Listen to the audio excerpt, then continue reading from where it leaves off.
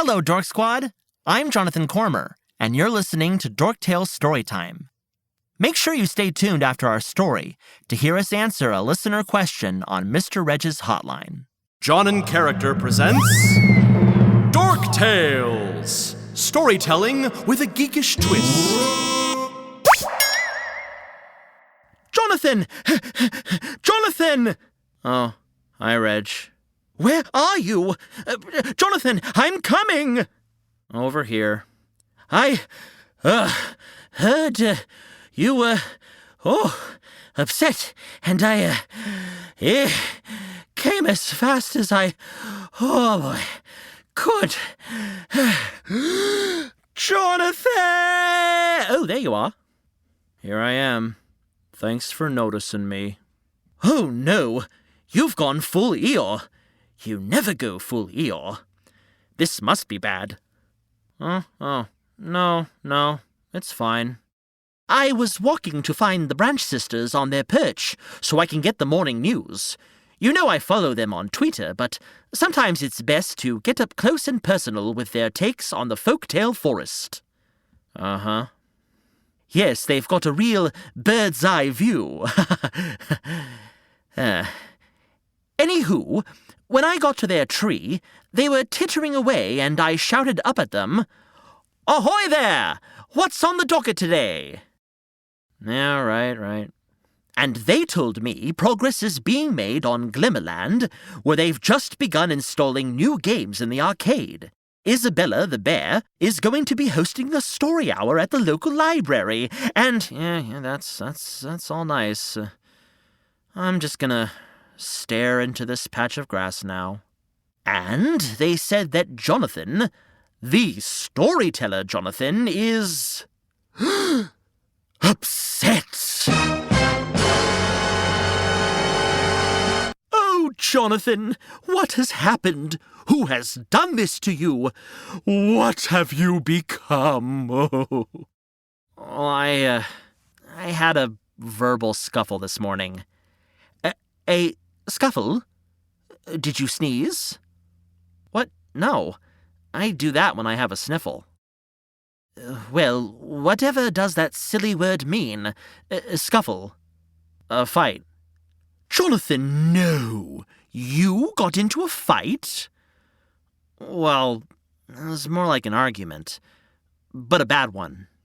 We British hedgehogs call those a kerfuffle. And you thought scuffle was weird? Ooh, checkmate, my friend. But I must say, I've never seen you this distraught. May I ask what took place in your kerfuffle to yield such melancholic results? I got into an argument with a couple of really old friends. I really trusted them, and they broke that trust.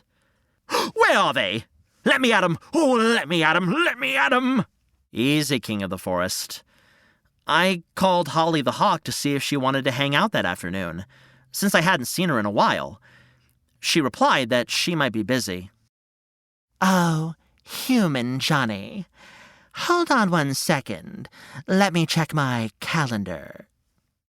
She thought she put her phone on mute, but Sarah the Snake was there with her, and I could hear them talking about me. Well, that sounds a little duplicitous. She could have been honest. It gets worse. When Holly asked Sarah if they wanted to go to my house and hang out, I distinctly heard Sarah hiss, "Human Jonathan, say you're busy. He's so annoying. Hiss." Oh, no! Oh, yes. And after hearing that, I was really hurt. Understandably so. We cannot stand for this. So when Holly hopped back on the call, I told her I heard everything they said, and I wasn't interested in hanging out anymore. She got really defensive, was probably embarrassed, but clearly not as much as I was. And we got into a heated argument. I fear I made the wrong move by speaking up, and now our friendship is broken. But Jonathan, You told me it's important to express your feelings. If you were upset, you had every right to let Holly know. Holly and Sarah weren't acting like true friends do. I don't know. Maybe I am annoying. Well, you aren't to me. Here, let me tell you a story this time. I think I'd rather sulk. Are you in the story again? No. This is in fact a story that my mother hedgehog told me when I was just a little hoglet. Hoglet.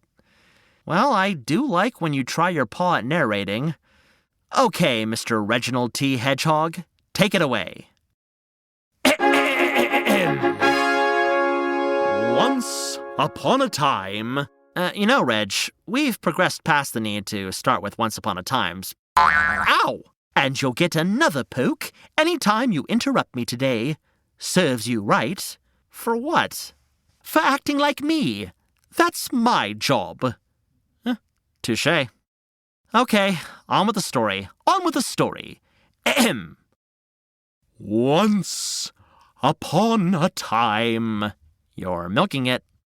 Like Maybelle, Farmer Charlie's prize dairy cow. Ahem.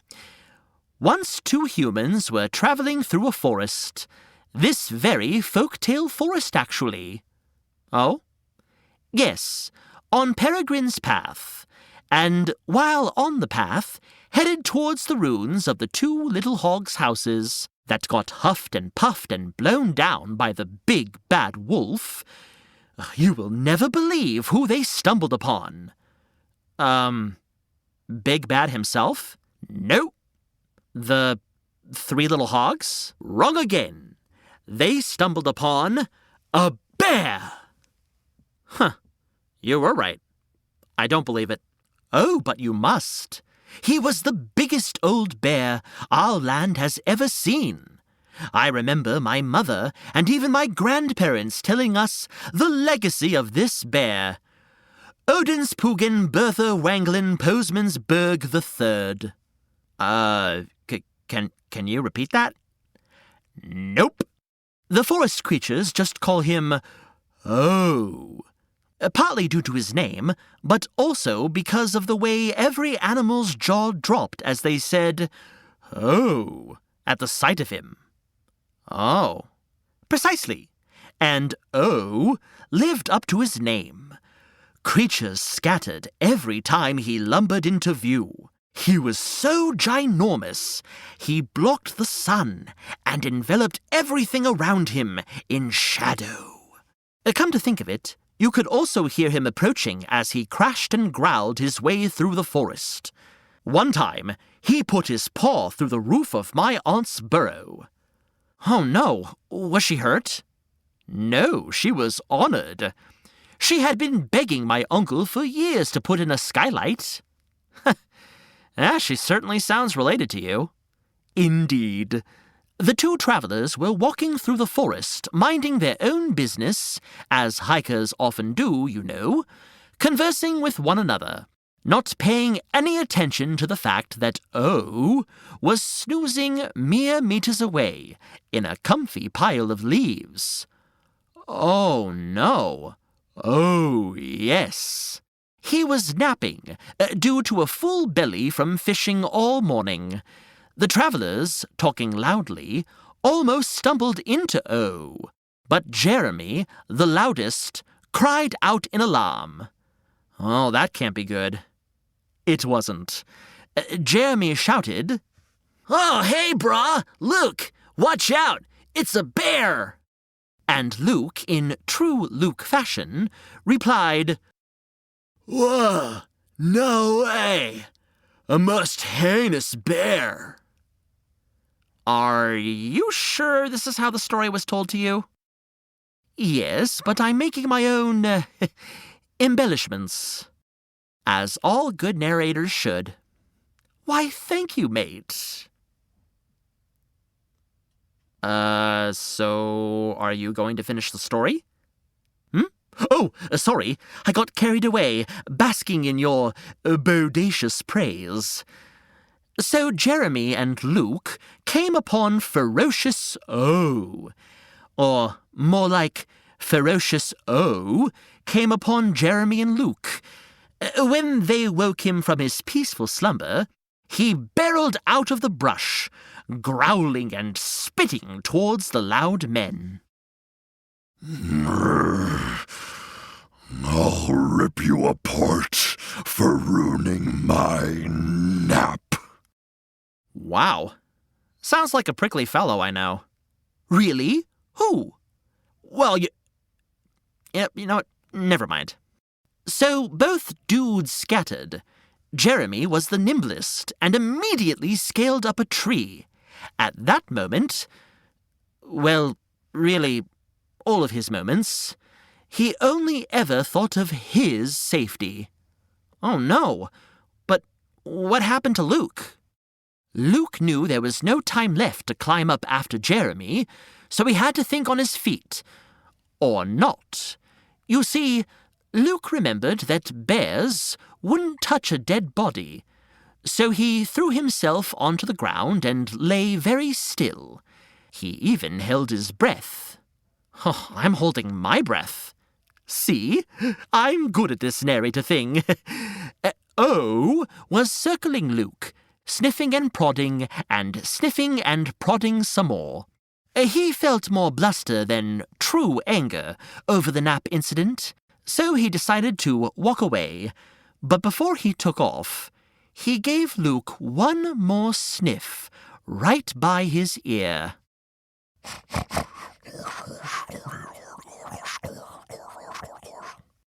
Really? Yes, the great big bear sniffed one final sniff right next to Luke's ear before lumbering off. After that, Jeremy scurried down the tree to find a very relieved Luke. Dude, it looked like that bear was talking in your ear right before he went off on his most excellent adventure. What did the bear say, bruh?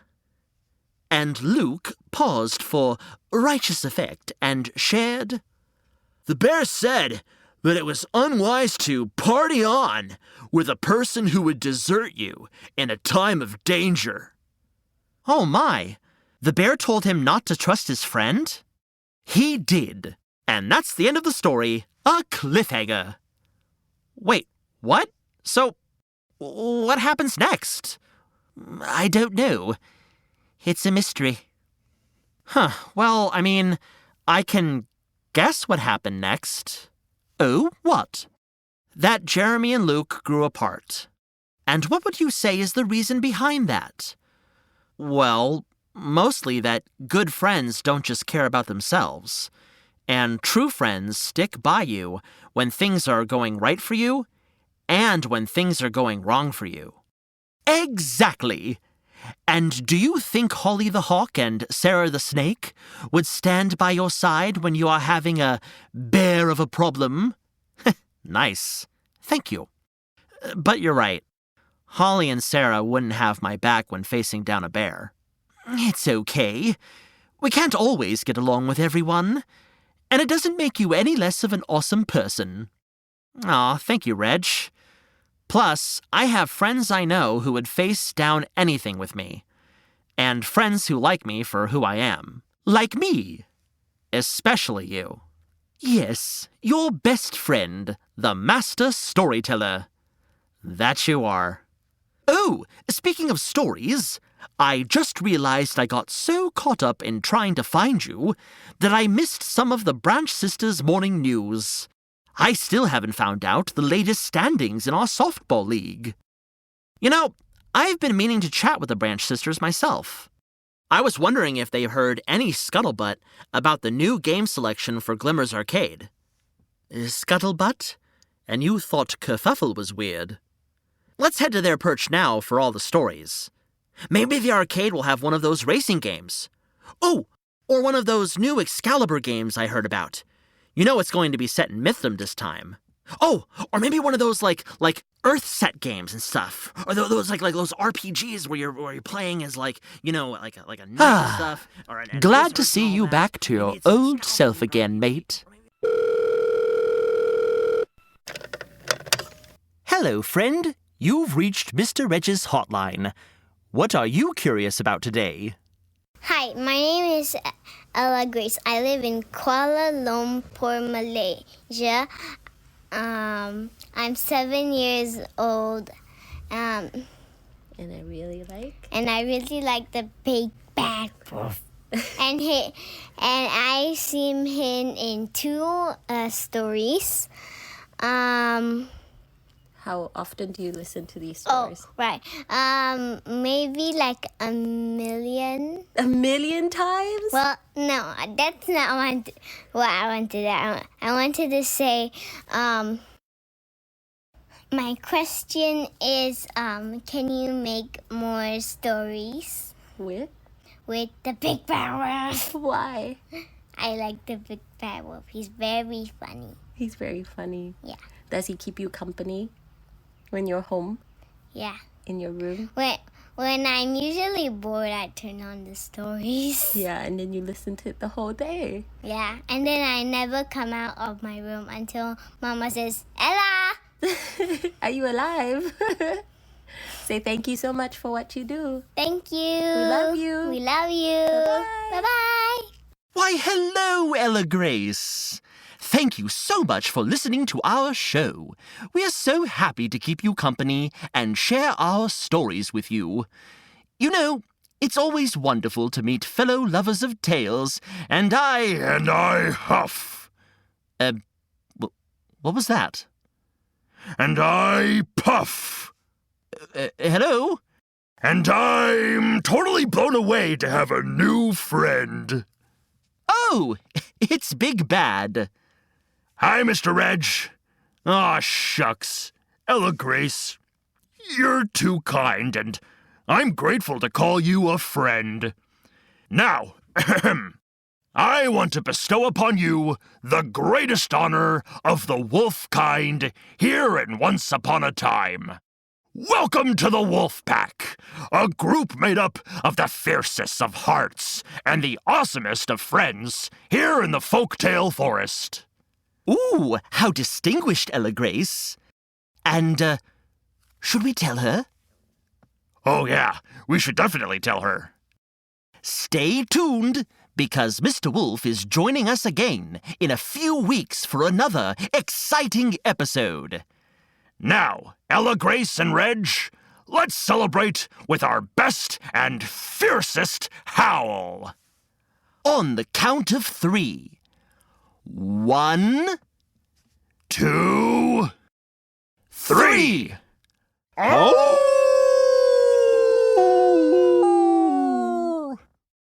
This has been a John and Character production. Today's story was written by Amy Thompson and performed by Jonathan Cormur. Sound recording and production by Jermaine Hamilton at Hamilton Sound Studios. Reach out to us on Instagram or email us at dorktalestorytime@gmail.com. Find links in the show notes or go to dorktalestorytime.com. Now, go be the hero of your own story, and we'll see you next Once Upon a Time.